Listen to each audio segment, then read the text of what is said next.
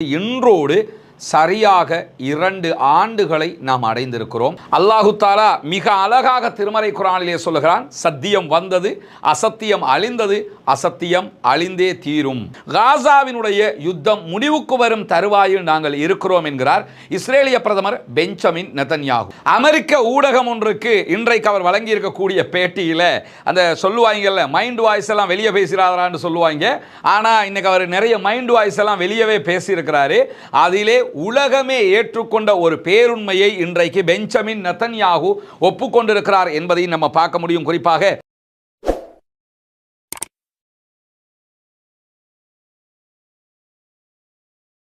அன்பிற்கினிய சகோதர சகோதரிகளே, நம் அனைவர் மீதும் ஏக இறைவனுடைய அமைதியும் கருணையும் உண்டாகட்டுமாக என்கிற பிரார்த்தனைகளோடு, பாலஸ்தீனம் மீதான இஸ்ரேலிய ஆக்கிரமிப்பு இராணுவத்தினுடைய தாக்குதல்கள் 732வது நாளாகவும் தொடர்ந்து வரக்கூடிய இன்றைய சூழல்ல காசா மீதான இஸ்ரேலிய ஆக்கிரமிப்பு இராணுவத்தினுடைய தாக்குதல்கள் ஆரம்பிக்கப்பட்டு இன்றோடு சரியாக 2 ஆண்டுகளை நாம் அடைந்திருக்கிறோம். அக்டோபர் 7, 2023 ஆரம்பித்த தாக்குதல்கள் அக்டோபர் 7, 2025 ஆண்டாகவும் இன்றைய நாளிலும் தொடர்ந்து வருகிறது. கடந்த 24 மணி நேரங்களுக்குள்ளாக 67 அப்பாவிகள் காசாவிலே கொல்லப்பட்டிருப்பதாகவும் 113 அப்பாவிகள் படுகாயம் அடைந்திருக்கிறார்கள் என்கிற செய்திகளையும் பாலஸ்தீனத்தினுடைய சுகாதார அமைச்சகம் வெளியிட்டிருக்கிறது. இந்த நிலையில காசாவினுடைய யுத்தத்தை நிறுத்துவதாக கூறி அமெரிக்க அதிபர் டொனால்ட் ட்ரம்ப் வெளியிட்ட 20 அம்ச தீர்மானங்களுடனான பேச்சுவார்த்தைகள் தற்போதும் ஈஜிப்டிலே நடைபெற்று வருகிறது. அந்த பேச்சுவார்த்தைகளில் எந்த விதமான செய்திகளும் இதுவரைக்கும் முழுமையாக வெளியாகாத நிலையில பாலஸ்தீனத்தின் மீது தாக்குதல்களை நடத்த ஆரம்பித்த இஸ்ரேலிய ஆக்கிரமிப்பு அரசாங்கம் தன்னுடைய மொத்த இமேஜையுமே இந்த யுத்தத்தின் மூலமாக இழந்து நிற்கிறது என்பதுதான் யதார்த்தமான ஒன்றாக மாறியிருக்கிறது. இதுவரைக்கும் உலகம் முழுவதும் யூதர்களை பற்றி கட்டமைக்கப்பட்ட பிம்பம் உடைக்கப்பட்டிருக்கிறது. ஜியோனிசம் என்றால் என்ன என்பது அத்தனை பேருக்கும் தெரிய வந்திருக்கிறது. யூதர்கள் பாவப்பட்டவர்கள், ஹிட்லரால் அநியாயத்துக்கு தாக்கப்பட்டவர்கள் என்றெல்லாம் உருவாகி இருந்த அந்த பிம்பங்கள் எல்லாம் உடைக்கப்பட்டு யூதர்கள் என்றாலே அப்பாவிகளை அழிக்கிறவர்கள், ஜியோனிஸ்டுகள் என்றாலே அப்பாவிகளை இல்லாதொழிப்பவர்கள் என்கிற மிக துல்லியமான யதார்த்தமான உண்மைகள் உலகம் முழுவதும் பரவி கிடக்கிறது. அதனால் தான் இஸ்ரேலுக்கு எதிராக ஒவ்வொரு நாடுகளிலையும் அந்தந்த நாட்டு மக்களே தன்னிச்சையாக வெளியிலே வந்து ஆர்ப்பாட்டங்களையும் போராட்டங்களையும் நடத்தி வருகிறார்கள். இத்தனை ஆண்டு காலமாக இஸ்ரேல் தான் எங்களுக்கு முன்னுரிமை என்றிருந்த அத்தனை நாடுகளிலும் தற்போது மேற்கு நாடுகள் பெரும்பாலானவற்றில் இஸ்ரேலுக்கு எதிரான ஆர்ப்பாட்டங்கள் மிக தெளிவாக மில்லியன் கணக்கான மக்கள்களால் நடத்தப்படுகிறது. இப்படி இஸ்ரேல் என்றால் யார், யூதர்கள் என்றால் யார் என்பது திட்ட தெளிவாக தெரிந்த காரணத்தினால இந்த யுத்தத்தில் ஜெயிக்கவும் முடியலை. அதே நேரத்தில் நம்ம பேரையும் கெடுத்துக்கிட்டோம். எப்படியாவது அந்த பேரை காப்பாற்றணுங்கிறதுக்காக பல விதங்களில் இஸ்ரேலிய அரசாங்கம் முயற்சிகளை செய்து வருகிறது. அந்த அடிப்படையில் தான் ஆல்ரெடி அவங்க கூகுளுக்கு 40 மில்லியன் அமெரிக்க டாலர்கள் செலுத்தி இருக்கிறார்கள். கூகுளுடைய தயாரிப்புகளாக இருக்கக்கூடிய யூடியூபாக இருந்தாலும் சரி, கூகுள் தேடுபொறியாக இருந்தாலும் சரி, எந்த ஒன்றாக இருந்தாலும் அதிலே பாலஸ்தீனத்திற்கு எதிரான இஸ்ரேலியர்களுக்கு, யூதர்களுக்கு ஆதரவான செய்திகள் தான் வெளியிடப்பட வேண்டும், காட்சிப்படுத்தப்பட வேண்டும் என்பதுதான் அவர்களுடைய இலக்கு. இப்படியான சூழல்ல இன்றைக்கு வெளியாகி இருக்கக்கூடிய தகவல் பிரகாரம் ஏற்கனவே நமக்கு தெரியும், அமெரிக்க மக்கள்ல 60% மேற்பட்டவர்கள் இஸ்ரேலியர்கள் இந்த யுத்தத்திலே இன அழிப்பு செய்திருக்கிறார்கள். காசா மக்கள் அப்பாவிகள், பாவப்பட்டவர்கள். பாலஸ்தீனம் என்கிற ஒரு நாட்டை ஆக்கிரமித்து தான் இஸ்ரேலியர்கள் இஸ்ரேல் என்கிற ஒரு நாட்டை உருவாக்கி இருக்கிறார்கள்.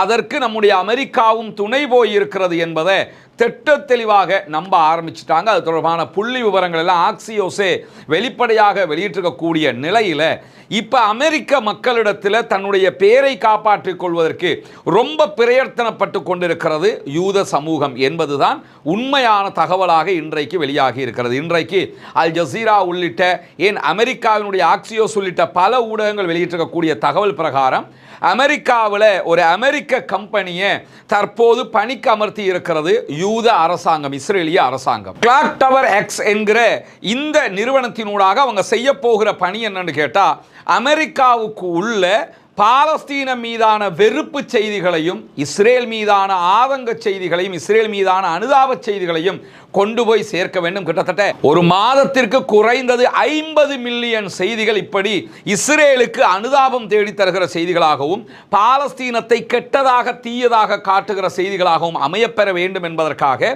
குறித்த நிறுவனத்துக்கு 146 மில்லியன் யுஎஸ் டாலர்களை கொடுத்திருக்கிறது இஸ்ரேலிய ஆக்கிரமிப்பு அரசாங்கம். இப்போ என்ன நிலைமை ஆயிடுச்சுன்னா, பாலஸ்தீனம் என்ன, பாலஸ்தீன மக்கள் யார், அந்த மக்களுடைய யதார்த்தம் என்ன, அவங்க எதுக்கு போராடுறாங்கங்கிறதையெல்லாம் பாலஸ்தீன அதிகார சபையோ அல்லது பாலஸ்தீன போராட்ட அமைப்புகளோ வெளிநாட்டில் இருக்கக்கூடிய நிறுவனங்களுக்கும் ஊடகங்களுக்கும் பணம் செலுத்தி நாங்கள் இன்னார்தான்லாம் சொல்ல வரலை. இந்த யுத்தமே அவர்கள் யார் என்பதை காட்டிவிட்டது. ஈவன் பாலஸ்தீன விடுதலை அமைப்பே யாருங்கிறத இன்றைக்கு உலகம் புரிந்து கொண்டிருக்கக்கூடிய ஒரு சூழலாக மாறி இருக்கிறது. ஆனால் இஸ்ரேலியர்களுடைய நிலையோ அந்தோ பரிதாபம் என்கிற நிலையாக மாறி இருக்கிறது. காரணம் என்னன்னா, வீழ்ந்த தங்களுடைய இமேஜை தூக்கி நிறுத்துறதுக்காக மீண்டும் சோசியல் மீடியா பிளாட்ஃபார்மையும் மீண்டும் பச்சை பொய்யையும் சொல்வதற்கு ஆரம்பித்திருக்கிறார்கள். பொய்க்கு உயிரோட்டம் இருக்காது, உண்மைதான் யதார்த்தமான உயிரோட்டமாக செயல்படும். பாலஸ்தீனம் தொடர்பான உண்மைகள் சந்து பொந்துகள் எல்லாம் உலகம் முழுவதும் போய் சேர்ந்து விட்டது. இனிமேல் இவர்களால் மீண்டும் ஒரு பொய்யை கட்டமைக்க முடியாது. கட்டமைக்க முயற்சி பண்ணுகிறார்கள், அது நிச்சயமாக தோல்வியில் தான் சென்று முடியும். அல்லாஹு தாலா மிக அழகாக திருமறை குர்ஆனிலே சொல்லுகிறான், சத்தியம் வந்தது, அசத்தியம் அழிந்தது, அசத்தியம் அழிந்தே தீரும். இப்படி திருமறை குர்ஆனுடைய வசனத்திற்கிணங்க யூதர்கள் யார் என்பது உலகம் பூராக தெரிந்து கொண்டிருக்கக்கூடிய இந்த சூழல்ல இன்றைக்கு மிக முக்கியமான பல செய்திகள் வெளியாகி இருக்கிறது. அதிலே நோபல் பரிசுகள் தற்போது அறிவிக்கப்பட்டுக் கொண்டிருக்கிறது. வேதியியலுக்கான நோபல் பரிசு அறிவிக்கப்பட்டிருக்கிறது. இன்னும் பல பரிசுகளும் அறிவிக்கப்பட இருப்பதான செய்திகள் வெளியாகி கொண்டிருக்கக்கூடிய சூழலை நம்ம பார்க்கிற நேரம், டச்சினுடைய மருத்துவ அமைப்பு உத்தியோகபூர்வமாக பாலஸ்தீனத்தினுடைய கமால் அத்வான் மருத்துவமனையினுடைய இயக்குனராக டைரக்டர் ஜெனரலாக செயல்பட்ட டாக்டர் ஹுசாம் அபு சஃபியா அவர்களுக்கு அமைதிக்கான நோபல் பரிசு வழங்கப்பட வேண்டும் என்று உத்தியோகபூர்வமாக பரிந்துரை செய்திருக்கிறது. ஏன் இதை பண்ணியிருக்கிறாங்கன்னு கேட்டால், காசாவில் மொத்தமான அழிவுகள் நடைபெற்று கொண்டிருக்கும் போது டாக்டர் அபு சஃபியா அவர்கள் தன்னந்தனியாக நின்று போராடினார். இறுதியிலே அவரையும் இஸ்ரேலிய ஆக்கிரமிப்பு ராணுவம் கைது செய்தது. அவர் கைது செய்வதற்கு ஓரிரு நாட்களுக்கு முன்பதாக அல் ஜசீராவால் எடுக்கப்பட்ட ஒரு புகைப்படம் தான் இது. உடைத்து நொறுக்கப்பட்ட, அழித்து நாசமாக்கப்பட்ட காசாவினுடைய பகுதிகளில் டாக்டர் அபு சஃபியா அவர்கள் நடந்து செல்லுகிற காட்சி இங்கே பதிவு செய்யப்பட்டிருக்கிறது. தற்போது அவர் இஸ்ரேலுடைய இருட்டு சிறைகளில் வாடிக்கொண்டிருக்கிறார். இவருக்கு அமைதிக்கான நோபல் பரிசு வழங்கப்பட வேண்டும் என்று பரிந்துரை செய்யப்பட்டிருக்கிறது. ஆனால் அந்த பரிசை நோபல் குழு வழங்குமா இல்லையா என்பதுதான் கேள்வியாக இருக்கிறது. அவர்கள் வழங்கினாலும் இல்லாவிட்டாலும் அவர் அதைவிட பல பரிசுகளையும் நாளை மறுமையில் நிறைய விமோசனங்களையும் பெறுவதற்கு தகுதியானவராக அல்லாஹு தாலா அவரை மாற்ற வேண்டும் என்பதுதான் நம்முடைய உயரிய பிரார்த்தனையாக இருக்கக்கூடிய இந்த சூழல்ல காசாவினுடைய யுத்தம் முடிவுக்கு வரும் தருவாயில் நாங்கள் இருக்கிறோம் என்கிறார் இஸ்ரேலிய பிரதமர் பெஞ்சமின் நெதன்யாகு. அமெரிக்க ஊடகம் ஒன்றுக்கு இன்றைக்கு அவர் வழங்கி இருக்கக்கூடிய பேட்டியில் அந்த சொல்லுவாங்கல்ல, மைண்ட் வாய்ஸ் எல்லாம் வெளியே பேசுகிறாரான்னு சொல்லுவாங்க. ஆனால் இன்னைக்கு அவர் நிறைய மைண்ட் வாய்ஸ் எல்லாம் வெளியவே பேசியிருக்கிறாரு. அதிலே உலகமே ஏற்றுக்கொண்ட ஒரு பேருண்மையை இன்றைக்கு பெஞ்சமின் நெதன்யாகு ஒப்புக்கொண்டிருக்கிறார் என்பதை நம்ம பார்க்க முடியும். குறிப்பாக காசாவில் யுத்தம் முடிவுக்கு வருகிற தருவாயில் நாங்கள் இருக்கிறோம் என்று நான் நம்புகிறேன் என்று சொல்லக்கூடிய பெஞ்சமின் நெதன்யாகு விரைவிலேயே ஜனாதிபதி ட்ரம்பினுடைய உதவியோடு நாங்கள் காசாவில் யுத்த நிறுத்தத்தை அடைவோம் என்று நம்புகிறேன். அதே போன்று மத்திய கிழக்கின் வலிமையான சக்தியாக இஸ்ரேல் அக்டோபர் 7 இருந்து தற்போது வரை வெளிப்பட்டு கொண்டிருக்கிறது அப்படிங்கிறார். மத்திய கிழக்குனால, மிடில் ஈஸ்ட்னாலே நாங்கள் தான் பவர்ஃபுல்ங்கிறத நாங்கள் காட்டிக்கிட்டு இருக்கிறோம் என்று வெக்கமில்லாமல் அவர் சொல்லிட்டு அடுத்ததாக என்ன சொல்றாருன்னு கேட்டால், காசாவில் தொடங்கியது பணைய கைதிகள் விடுவிக்கப்பட்டு பாலஸ்தீன விடுதலை அமைப்பினுடைய ஆட்சி முடிவுக்கு வருவதன் மூலமாக காசாவிலேயே முடிவுக்கு வரும் அப்படின்னு சொல்லியிருக்கிறார். காசாவில் தான் யுத்தம் தொடங்கிச்சு, அது காசாவில் தான் முடிவுக்கு வரும். அப்படி முடிவுக்கு வரணும்னா எங்களோட பணைய கைதிகள் விடுவிக்கப்படணும், அதே மாதிரி பாலஸ்தீன விடுதலை அமைப்பினுடைய ஆட்சி இல்லாமல் போக வேண்டும். ஆனால் உள்ள போகும்போது என்ன சொல்லிட்டு போனாங்கன்னா, பணைய கைதிகளை யுத்தத்தினூடாகவே மீட்டெடுப்போம், காசாவினுடைய பாலஸ்தீன விடுதலை அமைப்பின் ஆட்சியை இல்லாமலாக்குவோம், பாலஸ்தீன விடுதலை அமைப்பை இல்லாமலாக்குவோம். இந்த 3 டாஸ்கில் ஒன்றை கூட இவர்கள் அடையவில்லை. இந்த செய்தி அவர் சொல்லிட்டு நாங்கள் காசாவிலே ஆரம்பித்தோம், காசாவிலேயே முடிப்போம்னார்ல சொல்லிட்டு அடுத்ததாக என்ன சொல்கிறாருன்னு கேட்டால், பாலஸ்தீன விடுதலை அமைப்பு இன்னும் தோற்கடிக்கப்படவில்லை என்றாலும் நாங்கள் அதை சிதைத்திருக்கிறோம், அப்படின்னு சொல்லி அவருடைய பேட்டியில் அவர் உளறுகிற காட்சிகள் இன்றைக்கு பதிவு செய்யப்பட்டிருக்கு. பாலஸ்தீன விடுதலை அமைப்பை நாங்கள் பாலஸ்தீனில் ஜெயிச்சிட்டோம்னு சொன்னவர் இன்னைக்கு என்ன சொல்றாருன்னா, பாலஸ்தீன விடுதலை அமைப்பை ஜெயிக்கலையாம், அவங்கள்ட்ட தோத்துட்டோம் தானா, ஆனால் செதச்சிருக்கிறோம் எதை சொல்கிறாங்கன்னு கேட்டால், கத்தரில் போய் குண்டு போட்டதையும், இஸ்மாயில் ஹனியாவை ஈரானுக்குள்ளே வச்சு கொண்டதையும், யஹ்யா சின்வார் அவங்களை கொண்டதையும், இன்னும் சில தலைவர்களை கொண்டாங்கல்ல, அதை வச்சுக்கிட்டு என்ன சொல்கிறாருன்னா, அதை சிதைச்சிருக்கிறோம்ங்கிறாரு. இதற்கு இன்றைக்கு பாலஸ்தீன விடுதலை அமைப்பினுடைய துணை இராணுவ குழு பதில் சொல்லியிருக்கிறோம். அதை நம்ம பின்னாடி பார்க்க இருக்கிறோம்.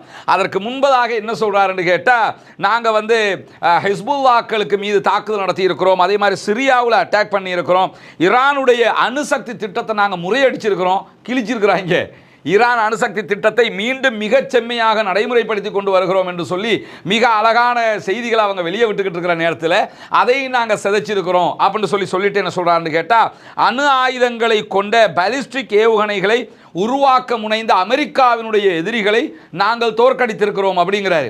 அவங்களுடைய எதிரி இல்லையா, அமெரிக்காவோட எதிரியாம்.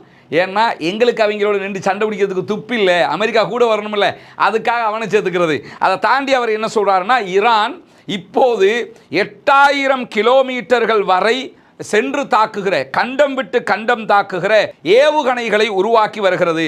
ஈரான் தன்னுடைய ஏவுகணைகளுடைய வரம்பை 3000 கிலோமீட்டருக்கு மேலே அதிகரிச்சிட்டாலே நியூயார்க்கு, அதே மாதிரி வாஷிங்டன், இப்படி பல இடங்களில் ஈரான் தாக்குதல்களை நடத்த முடியும் அப்படிங்கிறாரு. அதாவது 3000 கிலோமீட்டரை தாண்டி அவங்க போய் தாக்க முடியுங்கிற இடத்துக்கு வந்துட்டாங்கனாலே வாஷிங்டன், நியூயார்க் வரைக்கும் அவங்க தாக்கிடுவாங்க.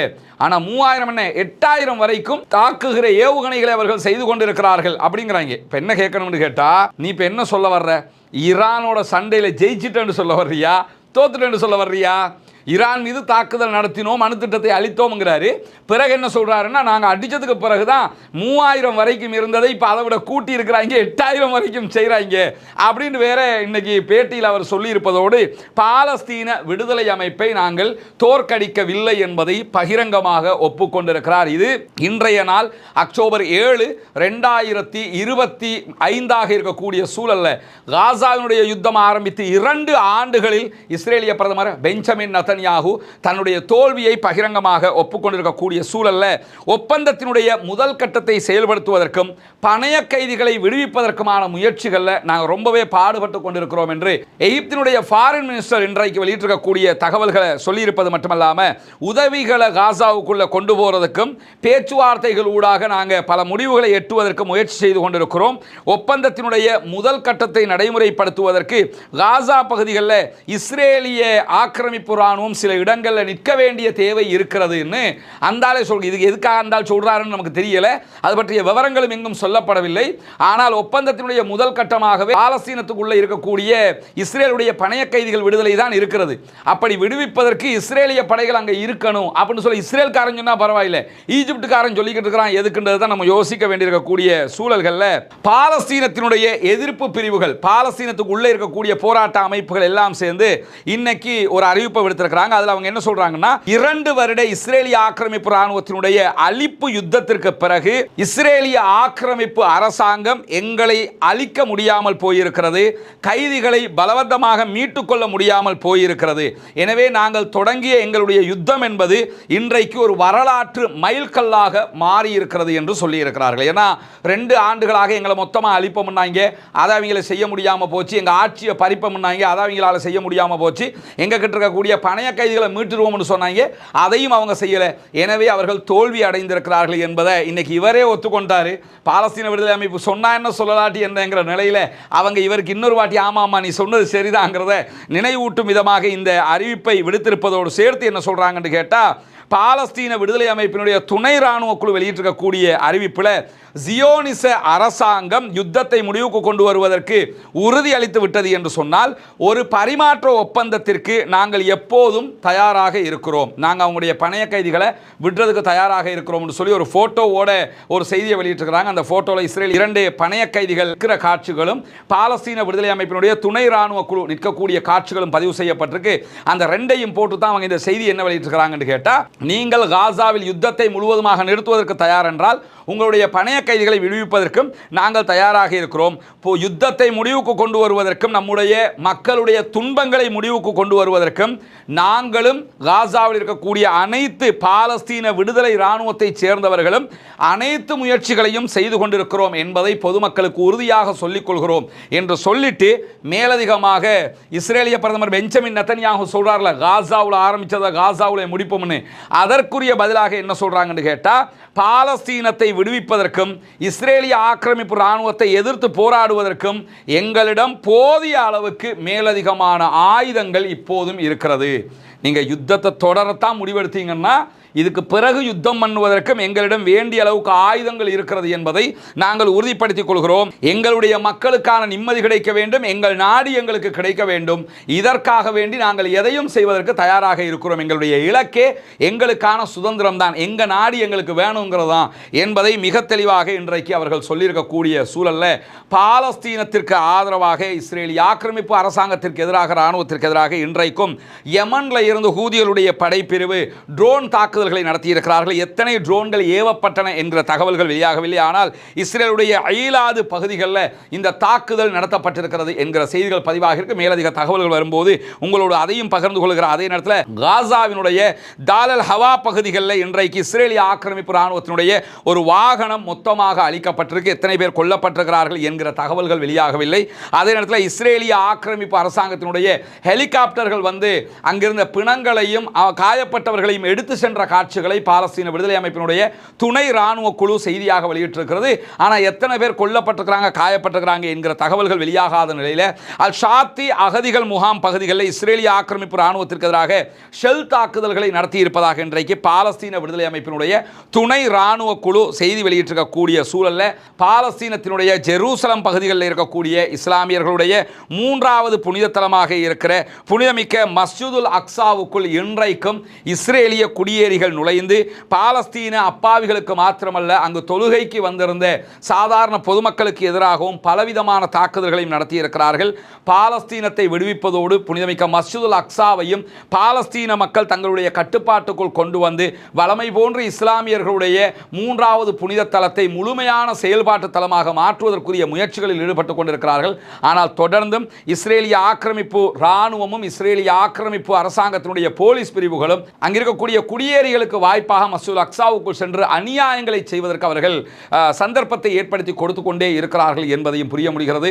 அல்லாஹு தாலா தான் பாலஸ்தீன மக்களை பாதுகாக்க வேண்டும் என்கிற உயரிய பிரார்த்தனைகளை தொடர்ந்து முன்வைக்கிறார். அதே நேரம் இஸ்ரேலிய ஆக்கிரமிப்பு இராணுவத்திற்கு எதிராக தொடர்ந்தும் குனூத்துன் நாசிலாவை ஓத மறந்து விடாதீர்கள் நண்பர்களே, தாய்மார்களே என்கிற கோரிக்கைகளோடு பாலஸ்தீன மக்களுக்காக தொடர்ந்தும் ஜனநாயக ரீதியாக குரல் எழுப்புவோமாக. வாஹர் தஅவானா அல்ஹம்துலில்லாஹி ரப்பில் ஆலமீன். ஆயிஷா சிஸ்டர், முகமது பிரதர், இது எங்க வீடு இல்லை, எங்கட பொறுப்பு முடிஞ்சு. முதலாவது வீடு இவங்களுக்கு தான் கையளிக்கிறோம். உங்களை மாதிரி என்றாலும் வேலை செய்யக்கூடிய ஒருத்தர் கொழும்புல ஒரு உண்டியலை கொண்டு வந்தார். 9500 ரூபா சம்திங் அதுல காசு இருந்துச்சு.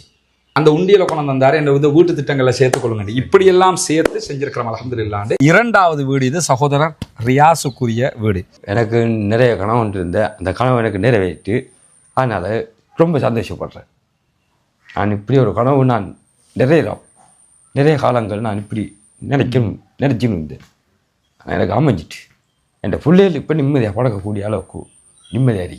மூணாவது வீடு நம்ம கையளிக்கிற சகோதரர் கரீம் அவங்களுக்கும் அவங்களோட மனைவிக்கும் தான் நம்ம ஒப்படைக்கிறோம். வீடு பிடிச்சிருக்கா? உள்ள போய் பார்த்தீங்களா? சந்தோஷமா?